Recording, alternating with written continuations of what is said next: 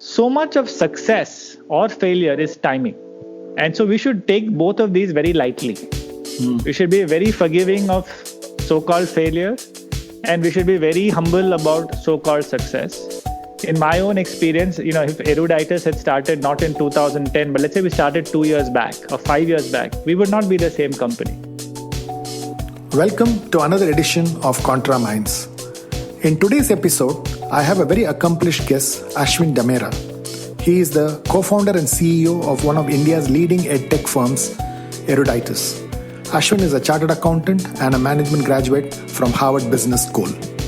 He is a thought leader and inspirational people manager, and for all his achievements, Ashwin is an extremely grounded and humble professional. Today, he talks to me about the changing phase of education and learning and the need for disciplined entrepreneurship. Let's dive into my conversation with Ashwin. Hi, Ashwin. Thanks for being a guest in the ContraMinds podcast. And first of all, congratulations on completing 10 years at Eruditus. I think that's a great milestone to achieve, and I'm really happy that you've taken time for this podcast. Thank you, Swami. The good thing is I know you for more than those 10 years. So I'm super glad that I'm having this opportunity to talk to a fellow entrepreneur and also somebody who I respect tremendously. So super excited to be doing this. Thanks, Ashwin. I wanted to start this conversation with something that I read that you'd kind of, talked about, which is saying that this venture, you actually failed before you found success. So what are the key takeaways, from that, and what are the normal mistakes people make when they start and, when they fail first, and what do you think they must avoid? So first, Swami, I love answering this question on failure. I think all of us must relook at the definition of success and failure. Today, we all look at success and we say, look, XYZ founder is good because he raised at 1 billion, 2 billion, or some fund invested in him, etc. These are, in my view, what we call outward metrics or extrinsic metrics of success, which is what the press celebrates and today, unfortunately, the ecosystem celebrates. And therefore, failure is defined as if you started a company and it had a small outcome, or, no big guy came and invested in you, you're a failure. My view always for entrepreneurs is that failure is not even attempting to do something, right? So with that definition, while my first venture, I could say also was a moderate success, but I learned a lot. And therefore, I would not consider, an entrepreneur failing in any realm. I would just say it's a stepping stone to success. In fact, a Stanford professor once said this to me. He said, I would rather invest in the second venture of a so-called failed entrepreneur than invest in the first venture of a newbie, right? And so that's the key difference. Now, clearly, why does the second venture of a failed entrepreneur matter? Because hopefully that entrepreneur has learned a lot. For me, I think some of the key lessons that I sometimes when I give advice, free advice, maybe not very valuable to some, people who ask. I think the first thing is, as an entrepreneur, we always overestimate revenue and underestimate costs. It's what I call the entrepreneur's overconfidence, right? By the way, that's what makes us successful, because we see something that nobody else sees. That's that overconfidence or belief, etc. But then we also see revenues that nobody sees. We also don't see costs that everybody sees. And so what that means, though, when you start is, you think, okay, I'm going to build this in 3 years, scale to X. Just yesterday, for example, Swami, I spoke to a potential entrepreneur who says, look, I'm raised $1 million and I can build 100 million in revenue in 3 years. Mm-hmm. And I said, this is wonderful. Yes, you're laughing, I know. And then my first thing is, look, you're overconfident on revenue and underconfident on or underestimating your cost. So what does that mean? You have to obviously think through how much funding you need and how you build. So that's the first thing that I like to tell people. The second thing is always product market fit, right? Because as an entrepreneur, again, you see something that nobody has seen. So you want to get off the gates and run that race. And sometimes you don't have product market fit. You burn a lot of cash. and then you're in a bad situation. Now, if you're lucky, you can make a pivot. Most successful large companies have made pivots, including mine and I'm sure yours. So the key skill of the entrepreneur is to find that product market fit or pivot quickly. I think that's an advice that I would love to share with people. Obviously, the team matters. I've seen enough companies where the founder has no tech experience, but they want to build a ed tech, food tech, fintech company. And what are they doing about technology? Oh, I found a firm that I've outsourced my tech to, and that's their belief. And so straight away that execution will be a challenge. And then maybe one other point which I may say, Swami, is again this goes back to the success and failure piece, right? So much of success or failure is timing. And so we should take both of these very lightly. We should be very forgiving of so-called failure, and we should be very humble about so-called success. In my own experience, if Eruditus had started not in 2010, but let's say we started 2 years back or 5 years back, we would not be the same company. Had we started 5 years ago, earlier, we probably would have shut down. And in every industry you can see. So timing, like so many companies that were 1 year ago, they were exalted, right? These were the kind of the mavericks who were, conquering India, and, the SoftBanks and the Tigers of the world were pumping in cash.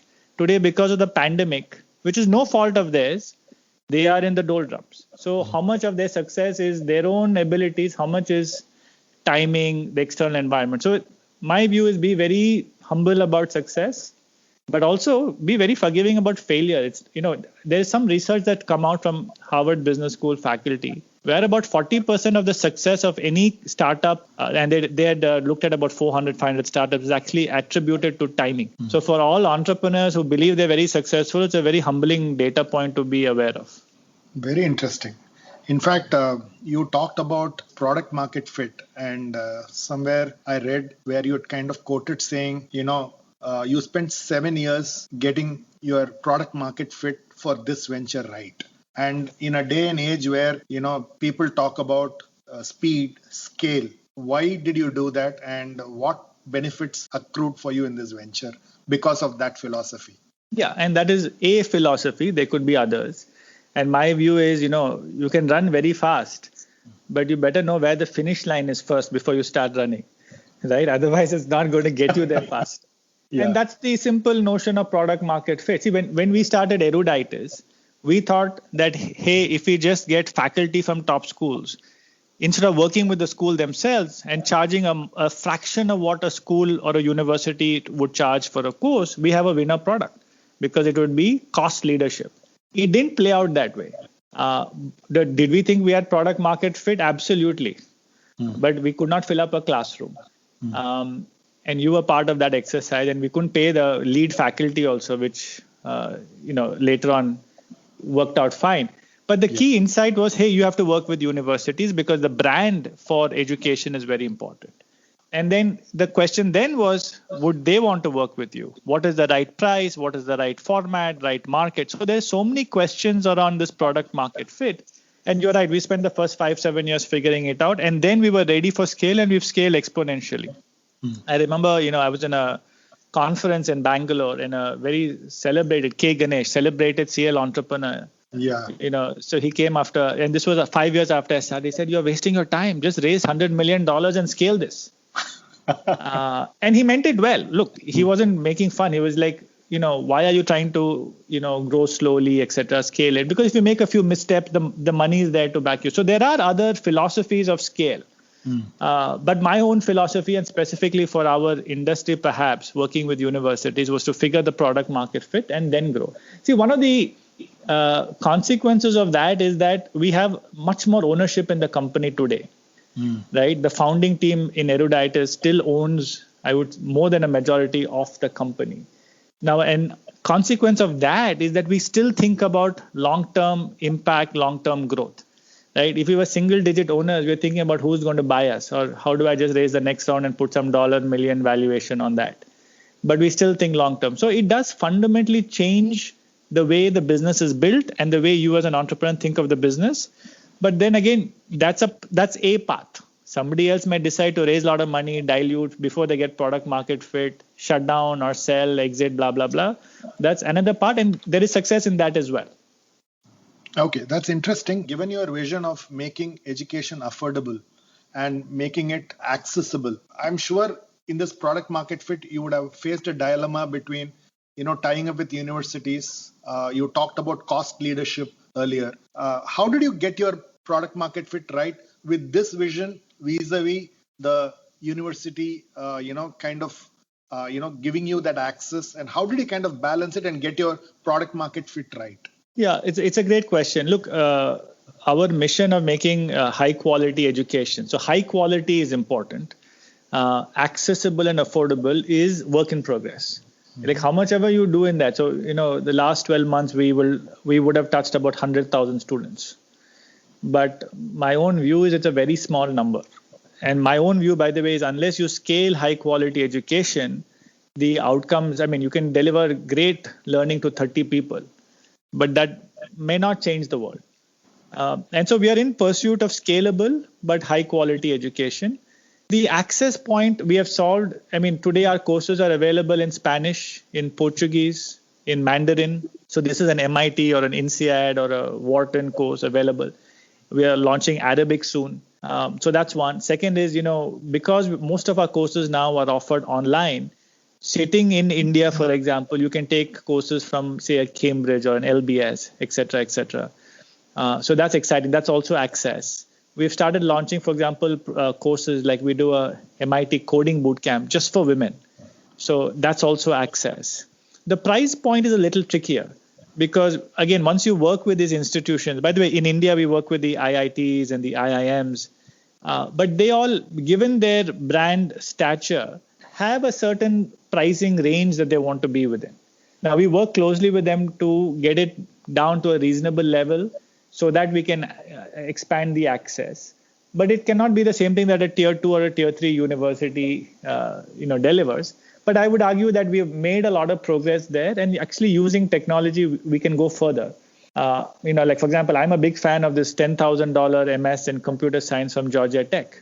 Right? The normal US MS in computer science is $40,000, and they're doing it at $10,000. So can we create more such accessible programs?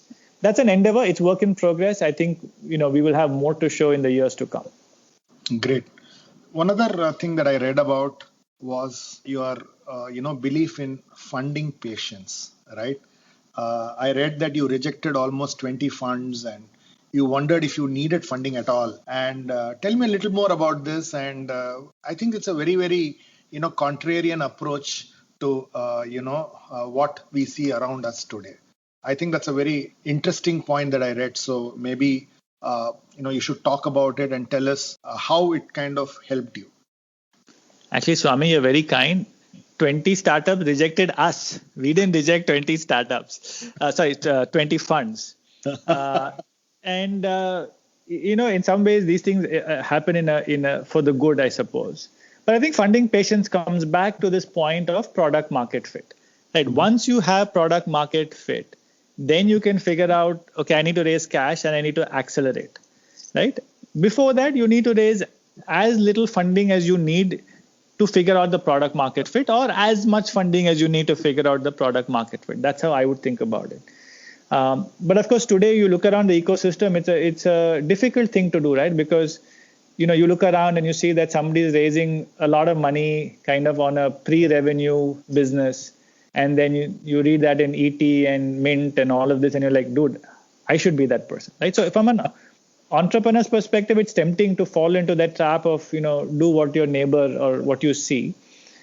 Like I said, the upside of being a little more disciplined in your entrepreneurship approach is that, you really understand the customer better.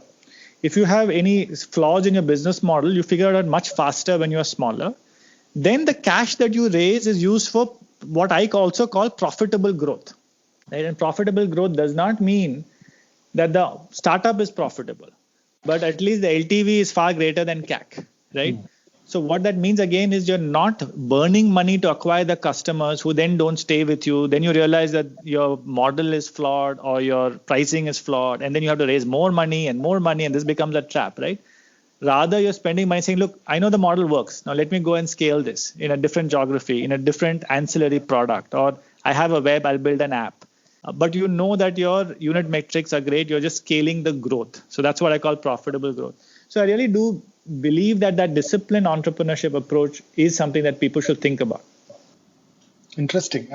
Disciplined entrepreneurship approach. I think that's a nice term to kind of use it as a headline for the podcast. Because, by the way, there's a book on this called Disciplined Entrepreneurship. So it's not my coinage, by Professor Bill Ollett at MIT. So I mean, one of the things you should know is one of the competitive advantages or perks of what I do is that we get to sit in on the classes taught by some of our leading faculty, whether that is Sanjay Sharma, who teaches radical innovation and the theory of dominant design, or Professor Vijay Govindarajan, who teaches Box 3, or Bill Ollett, who actually runs the Entrepreneurship Center at MIT. He actually has this view that entrepreneurship is not some haphazard thing that you just do, and some crazy founder who has a horrible hairstyle suddenly wakes up one night and wakes up one day and figures out what they want to do. There's a discipline to it.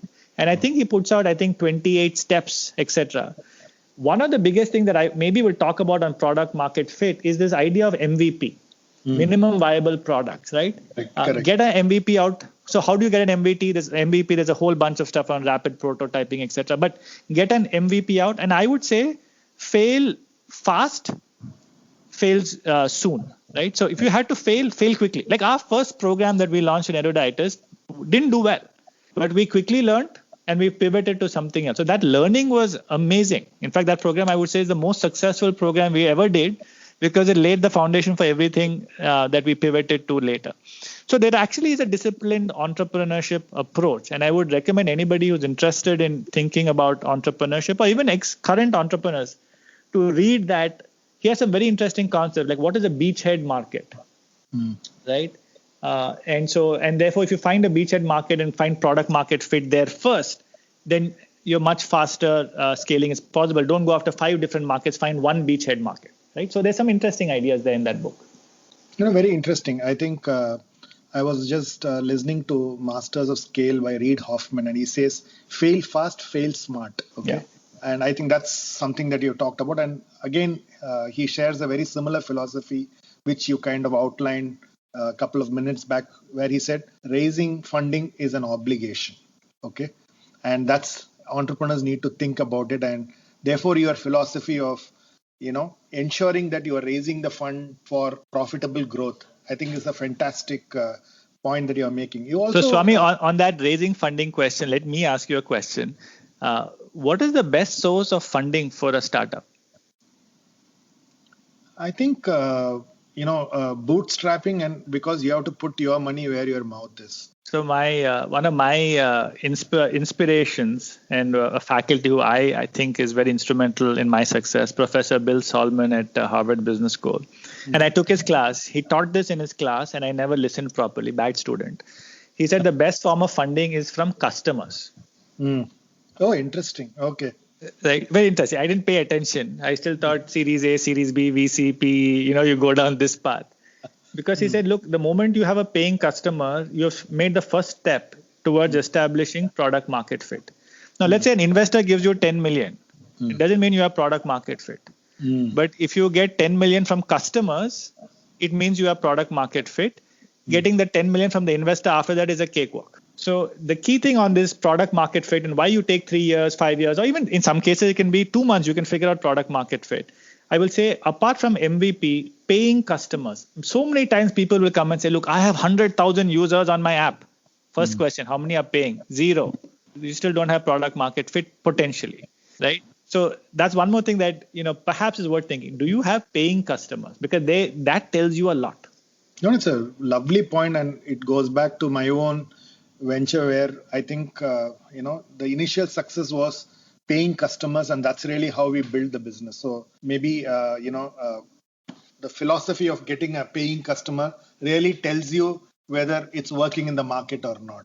You also talk, Ashwin, about, learning from these professors. You just said, Vijay Govindarajan's, 3-box solution, or, Sanjay Sharma's future of learning. How have you applied that to the business? Can you give me some examples of how you kind of saw it 7 years ago, 5 years ago, a year ago? How did each of these kind of concepts, how did you apply it to your business?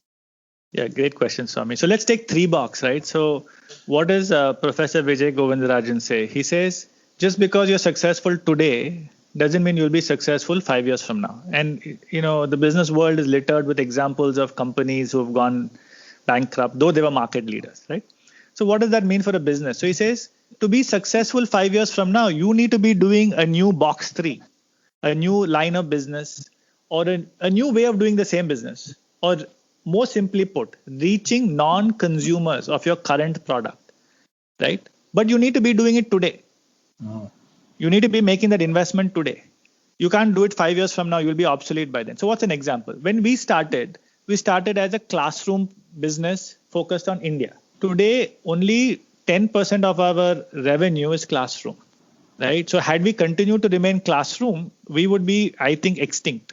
But in 2015, after we had done a lot of product market fit, we said, look, there's an opportunity for us to go online. But online for us in 2015 was box 3. We did not know how to create a course. We did not know if it will be very big. Would students really learn significantly online? In 2015, the answer was not obvious. In 2021, the answer is obvious. Yeah. So in 2015 or 2014, when we started making those investments, we had to say, look, 5 years from now, online higher education could be online, right? The universities will participate. We can show learning outcomes that are comparable with classroom, and the learning outcome will be high quality. All of these were unknowns. See, there was Khan Academy, there was Coursera, but only 3-4% were finishing. Many top schools were not participating, etc. So at that time, we started making a box 3. In fact, Professor Vijay Govindarajan himself taught our first online course from Dartmouth, Tuck. And then, it started. And of course, we made a lot of pivots and we improved. And look, today it is 90% of our business. Same thing with us about our assumption that we are an India business.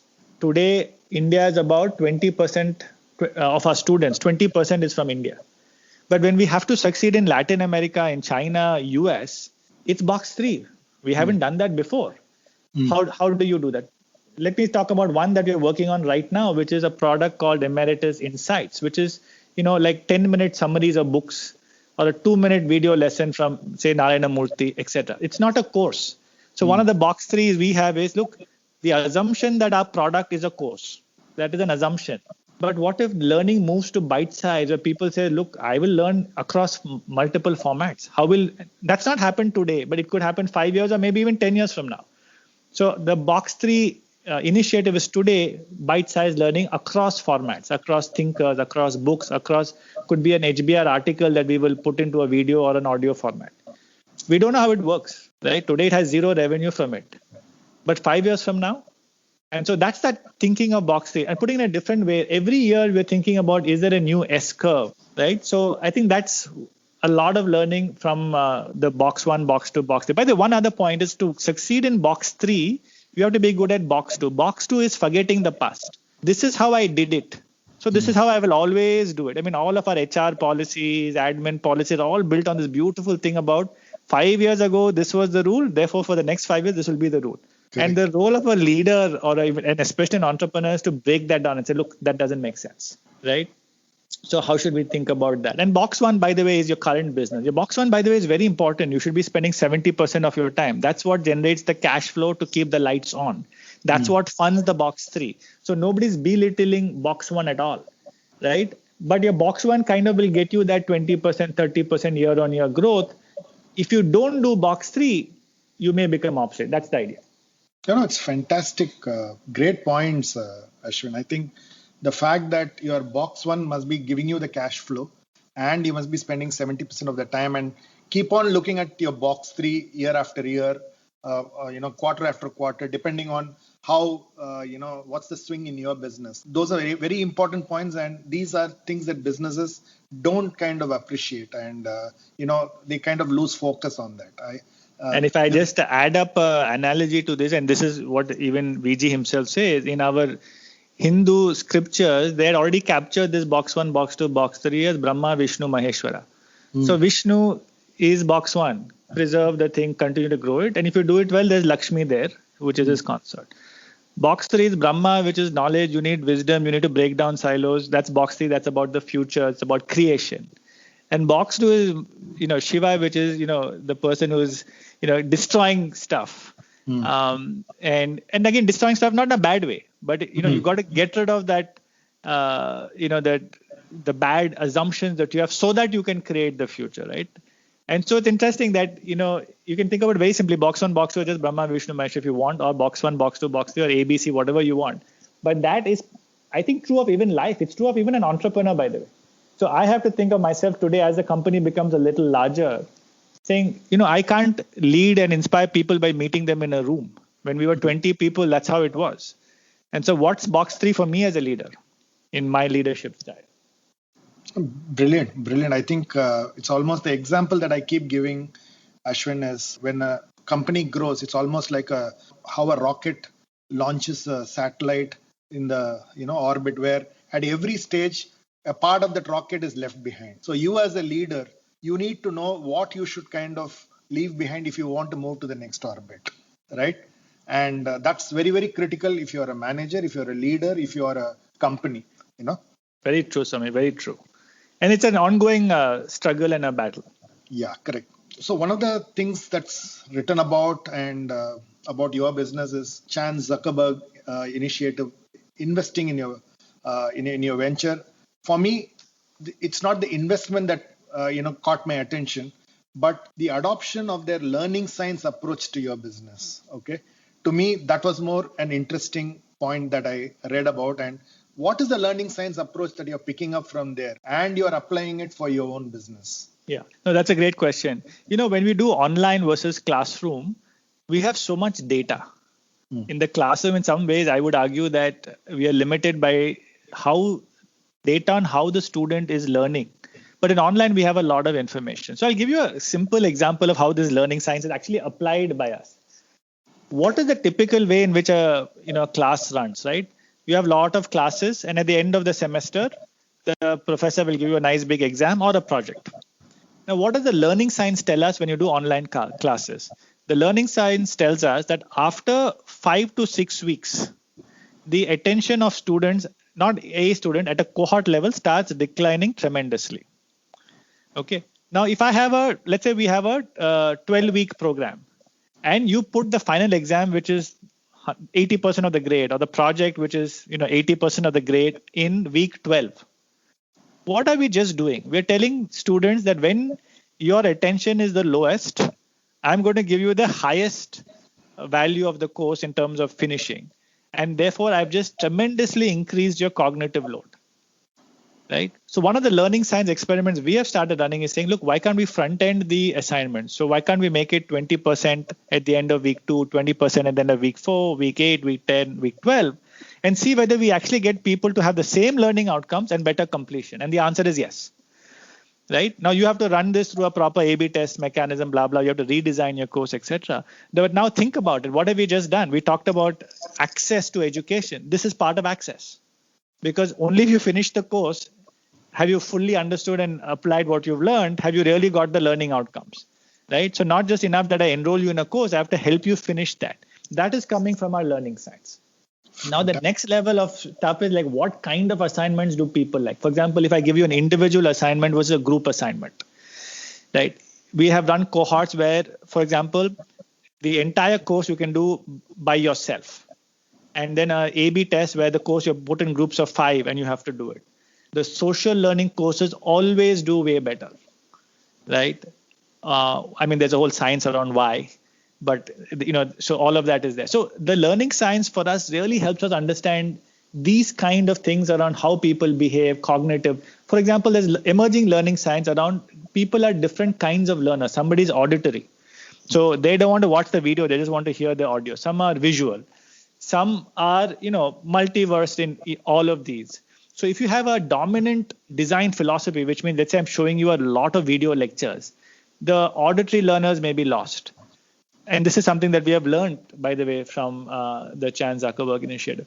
So how do you then devise courses to appeal to multiple learning styles? We don't yet have a full answer for that, but those are the kind of problems we are trying to solve as we go forward. Great. I think this learning science approach is I think the branches that you talked about was very interesting, and absolutely learning being data-led and cognitive-led is really the direction I believe it has to go, because half the time, how do you really inspire the students? That's really the key challenge that most of the institutions face today. So it's not what you teach, but it's about what you absorb and imbibe, right? So I think the learning science cohorts that you've been talking about would be an interesting, I would say, direction for people to learn from. It's also, there are so many small pieces to it. Like, for example, if you're using video lectures to teach, is a video lecture where the faculty is seen talking better, or is a video lecture where you're capturing the faculty in the class? So you feel like, okay, there's an MIT class, MIT faculty, and I'm in the class. Or is a completely animated video, right? Which of these are better? And today there is an answer, by the way, to that.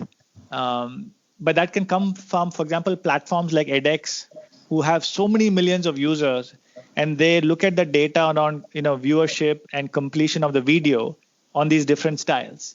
And they've now presented papers on this learning science saying, hey, for learning, this kind of a video is actually better, right? And then, of course, when you see that result, it seems obvious, but it's backed up by learning science and data science.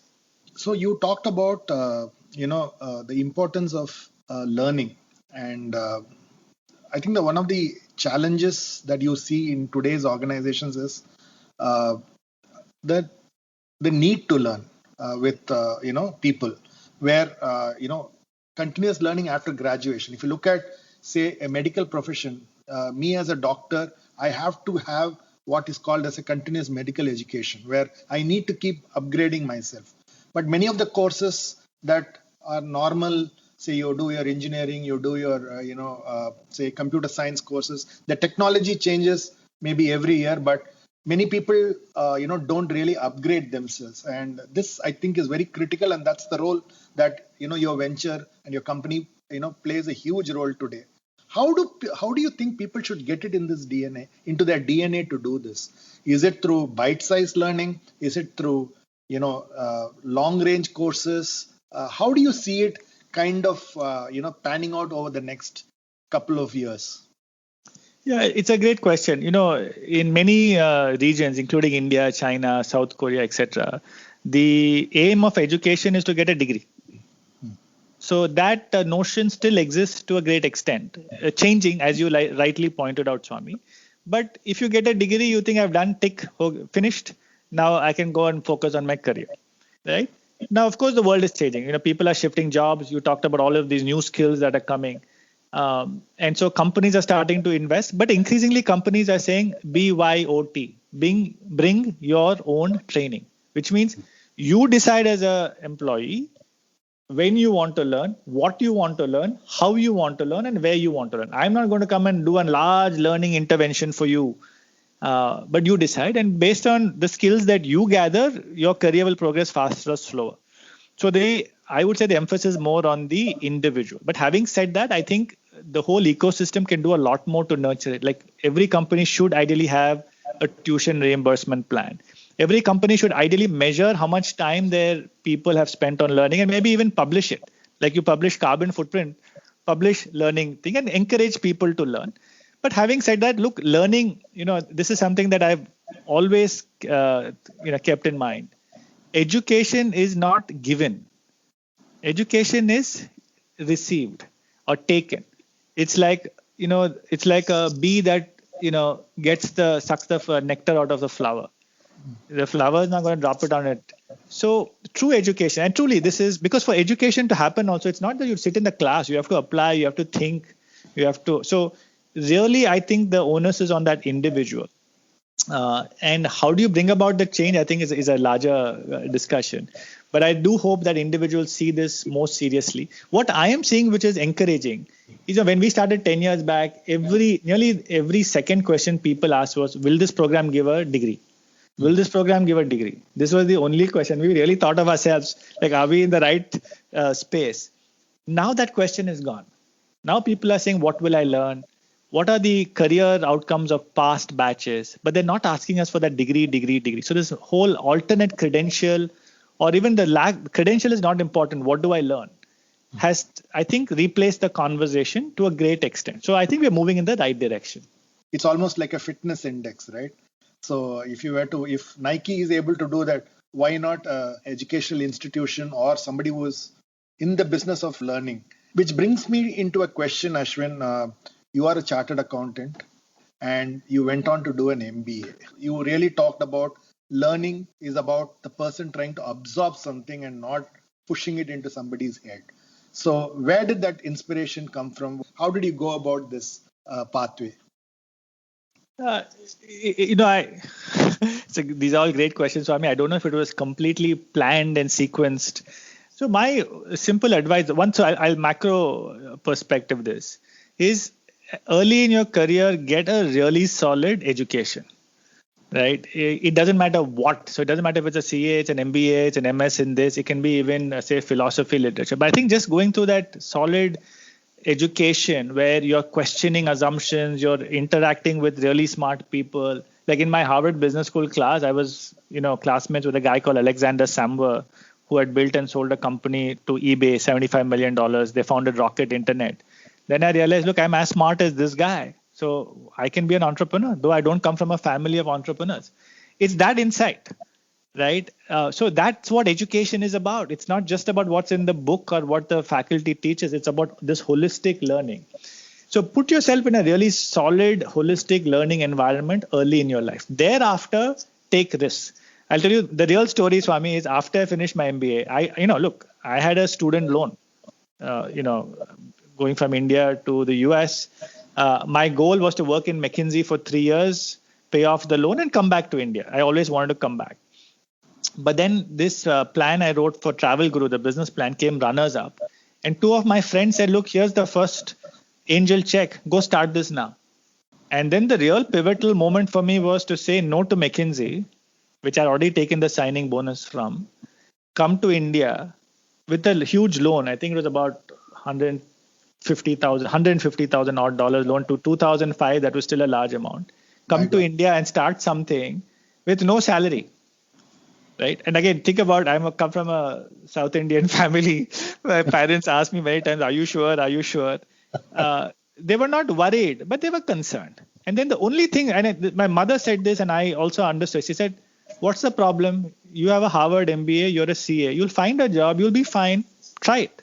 So that's my advice to people. Like once you get the base, don't keep on building credentials on your resume and safety nets. If you really want to be an entrepreneur, get your education. I don't recommend people dropping out from school. It's very sexy, but honestly, the data doesn't support that. Get your education and get early life experiences. If you're not ready to start up yourself, go work for a startup, right? Or work for a mid-sized company. Or work for a large company and then pivot to doing an initiative there, which is more startup oriented for them. So that is the path that I would say. Don't be too stuck up, because again, what is the definition of failure? Let's say your first job is in a startup. The startup folds up in 1 year. By the way, this is the advice that the McKinsey partner, who's a very wise guy, he said, look, don't decline the offer. We'll give you a 1 year extension. If your company does very well, great, McKinsey will consult for you. Worst case, if your company doesn't do well, please come back. You'll be a very good consultant for us. So, there's such a beautiful way of looking at it. What's the risk here in this? There's no risk. But in our mind, there's a lot of risk. What will happen if I fail? What will people think? Will I get a job? Those days are gone. So I would just say that, that's why I say the failure for an entrepreneur is not trying. Ashwin, the real challenge is there are many kids there who probably in India, the competition is so huge. They may probably have not done their education, or they may not even have, they would have gone to a tier 2 or a tier 3 or a tier 4 school where they don't get the exposure, but they may be, mentally very, very good. So how do you really, give them the platform to kind of, give exposure to them in the platform that probably you got exposed to because of your education? So somewhere I think there is a gap that I see, in a country like ours where there are millions of kids and, you tend to kind of go through difficulty to break through in these kinds of institutions. No, very good question, Swami. Very good question. That's hopefully some of the problems that we are trying to solve as a company. But good education does not mean an IIT or an IIM or a Harvard or an MIT. Look, there are many, many other institutions that are imparting good education. good education can also be, like I said, it's like that honeybee sucking nectar. It's up to you to take it. Our VP engineering, his name is Jesse, has learned coding and everything else self-paced online. He's never been to college, and he's a VP engineering. Before this, he was a VP at Masterclass, also in tech. But he surrounded himself with other people in that environment. He used to work on, learn on weekends. So there are a bunch of areas, like there are boot camps, there are incubators if you're interested in startup, etc. Or the other path for such people is, get your first job, work for 2-3 years, then maybe do a further education or do something online. So it's not just you need to do a bachelor's or a master's. Education can be in many other forms and formats. Some of the best education can come from work experience, can come from mentors. So I would also urge people to start thinking about, their mentorship networks, right? And so there are different ways to learn and do it. And by the way, if you look at even India and look at the successful startups, many of them are coming from backgrounds like take Oyo, for example, or take even Byju's, for example. They're coming from backgrounds that are truly, diverse. And that's actually very inspiring for people who might say, look, I haven't gone to the best college. So what? No, very interesting. I think this is a very, very good point that you're making, which is surround yourself with good mentors.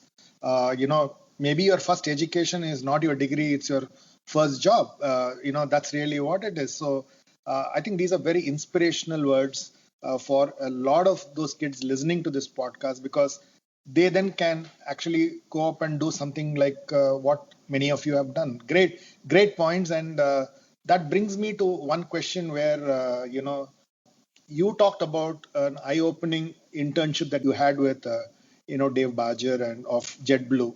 So how was that internship and what did you learn there? Which is a kind of a question that I had because you talked about mentorship and I saw this as a quote. So what was the internship like there? Great question, Swami. And as expected, you have done, great research as well.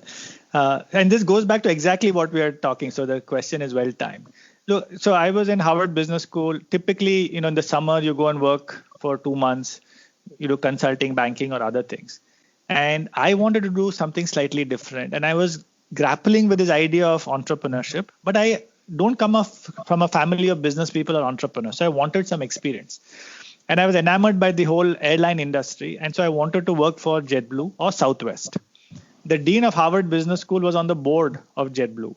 So, very scared, meekly, I wrote to the dean saying, look, can you connect me to somebody at JetBlue? Because JetBlue was not recruiting at Harvard, right? And then I got an email saying, look, you can go and intern for Dave Baja. Dave Baja at that time was the chief operating officer, then later on became the CEO. So I got this phenomenal opportunity of shadowing him into board meetings, into meetings where they were buying like 100 Airbus planes, like billions of dollars. And I was sitting there like a fly on the wall, not daring to open my mouth. But there was one thought evolving in my head saying, one day I want to be this guy. And there went my McKinsey dreams, and there started the entrepreneurship aspiration. And then, of course, I learned a lot from Dave Baja. Not, like he would walk down from the office, there would be the receptionist. And he would say, Ashwin, hey, have you said hi to Ted? Now, I have walked up and down that building so many times, never said hi to the receptionist. Here's the COO who's talking about this, receptionist and how his family is doing. And he taught me so much. So, so many leadership lessons. But that inspiration for me was key. Like, so much of my journey has been the people who I have met who have inspired me, right? So that inspiration was key. And that's why I'm saying, look, it's not about, only what you learn in college. It's about the people around you interact with that inspire you, right? They can be your friends, they can be colleagues, they can just be random people. But the time and effort it took me to get to a Dave Baja was my effort, right? They don't come on campus. The dean at this business school had to introduce me, etc. That's the difference between, I think, the people who climb the peak and then the people who stay in base camp and wait for the weather to clear up, right? That's the difference. You have to make it happen. When you do, I'm telling you, when you put your heart and soul and mind into a certain goal, the whole universe will conspire with you to make it happen, assuming it's good for you. But that's a little spiritual, but it is true. I've seen that manifold times in my life.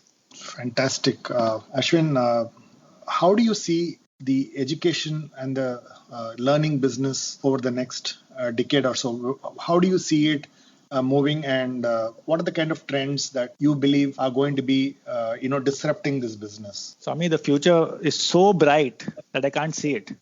I'm just kidding. No, look, I think these are great questions, right?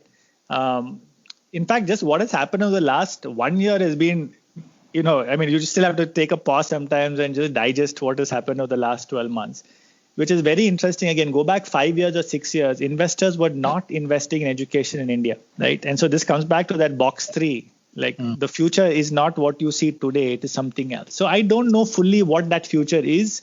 I do believe that in India especially, there is a huge opportunity. Hardly 25% of school kids are going into college. That number should be 80-90%. Even in schools, if you look at the tier 3, tier 4 cities, there's so much to be done. I really hope, by the way, the government privatizes education. I've said this many times, so I'll say this again. The water we drink, some company that gives you bottled water makes money off it. The food we eat, every single company makes money off it. The electricity we use, the clothes we wear, these are more essential than even education. They're all run by non-profit companies, right? But education alone, why should it be free? And the moment you make it free, that means no investment, no private sector participation. So then how do the schools get built? In higher education, Swami, we have about 30 million Indians who are in colleges. But that represents about 27% of the school. So we call it the gross enrollment ratio. If that number has to go to 40 or 50%, we need to create 30 to 40 million more seats. And we have to do it before the demographic dividend becomes a demographic curse, which means in the next 10, 15 years. How can brick and mortar do this? How can just the government do this? Right? So I think there's a scenario here where if the government, by the way, to be fair, the government has made some bold moves. The new education policy, the allowing online in degrees, etc. They are moving there in some ways. But the opportunity gap is so big that we all hope always that they move faster. So if this privatization happens, I see that, look, India can still, like many of the Southeast Asian companies, Singapore, South Korea, just through the skilled workforce have, really grown very fast. Now, beyond that, I think technology will take more shapes and reinvent itself. Like, can the future classroom be run out of AR and VR? Blended learning models will develop. Will the degree even be relevant, 10 years from now? These are all great questions. I don't have an answer, but these are perhaps directions in which the industry will lead. One last thing I would say is that we all, as entrepreneurs in the education industry, must always be mindful that education has to be driven through learning outcomes. So gimmicky stuff, short-term things that people do sometimes, false misleading advertisements, these are things that can become an impediment, right? Because the whole sector can be tainted with a bad brush. So we have to act responsibly as well, given that, after all, education is about people's lives and livelihoods. Brilliant. And I want to end this podcast with one question. How do you balance your personal time with work time? And how do you, really, build work-life harmony? So I think thanks, because of COVID, I would say that, I've saved a 1 hour commute to office and 1 hour commute back. So I've got 2 hours of life back, which helps. My kids are not going to school, so I get to spend more time with them. So actually, it's worked out better now in work-life balance. Otherwise, yes, Swami, it's a struggle. Like any entrepreneur says, look, I have the perfect work-life balance or harmony. I mean, I haven't met that person, but I would love to. And for me, I won't lie at all and say, look, I have that perfect harmony. Like everything in life, it's about trade-offs, right? I don't watch TV. I sometimes record something and watch it because I can do it at my own time. But live events, I don't watch serials, zero, right? Now, but there are some trade-offs which I would love to do, which I can't do, like reading books or my meditation. Those have become, less because of work. So it's a trade-off. But ultimately, one thing I've also realized, Swami, is if you're very, very busy as an entrepreneur doing stuff, that also is a problem about you. Right. So your point about as your company becomes larger, you have to learn to delegate and let go. Let go also of outcomes. Otherwise, mentally, you're always worrying. Even when you're sleeping, you're thinking about, hey, what happened to that bid we made? What happened to that project? So letting go, I think, is very, very important. I think one thing that's helped for me really is meditation. and some spiritual grounding. It's still work in progress, by the way, so I'm nowhere near where I should be. But letting go is very important for entrepreneurs if you want to have any balance, work life, or even in your personal life. By the way, even in your company.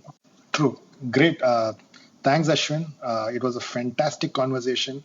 Many, many takeaways. And it's been, as always, absolutely thrilling. Your honest, authentic answers have been inspiring. Thanks for your time. I really enjoyed this conversation. And I hope you too had a good time talking to me. I absolutely did, Swami. And honestly, the roles can be reversed and the conversation would be equally exciting. It's just that you put me in the hot seat today. But really, thank you for this opportunity. Really, really appreciate doing this and appreciate doing it with you.